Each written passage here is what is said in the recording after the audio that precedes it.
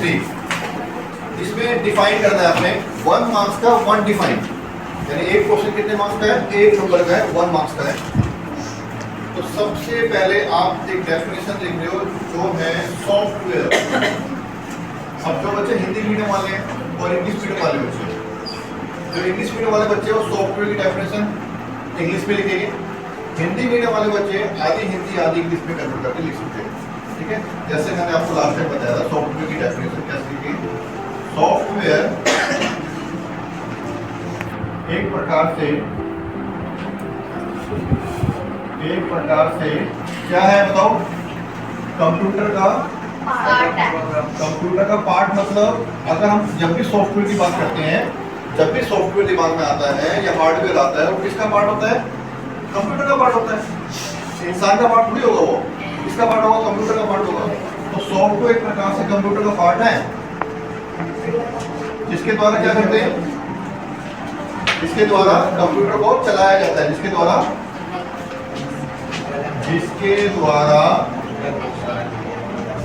Computer को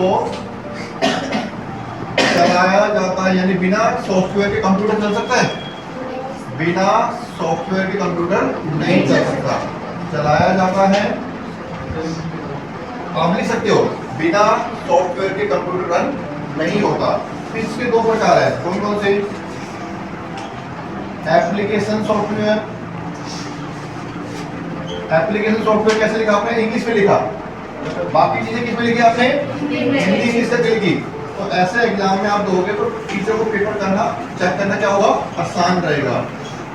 शुद्ध हिंदी नहीं लिखनी वहां पर कंप्यूटर वाले पेपर में, हिंदी वाले पेपर में तो हिंदी लिख लेना, कंप्यूटर वाले पेपर में आप आधी हिंदी आधी इंग्लिश का प्रयोग कर सकते हो। एप्लीकेशन सॉफ्टवेयर और सिस्टम सॉफ्टवेयर। ठीक है, दूसरा क्वेश्चन देखेंगे। सेकंड क्वेश्चन है, मान लो आपका,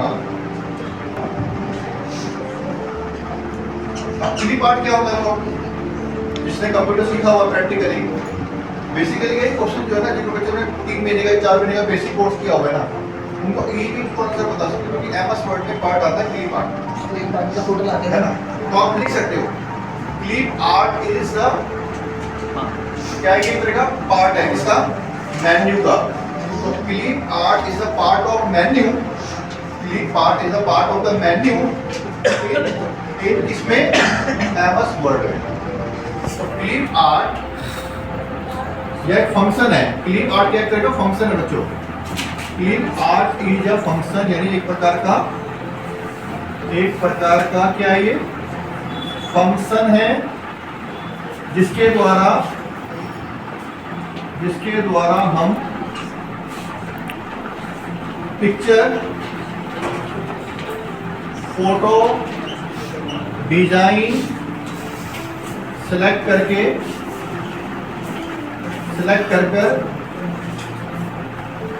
अपनी फाइल में या अपने डॉक्यूमेंट्स में लेकर आते हैं।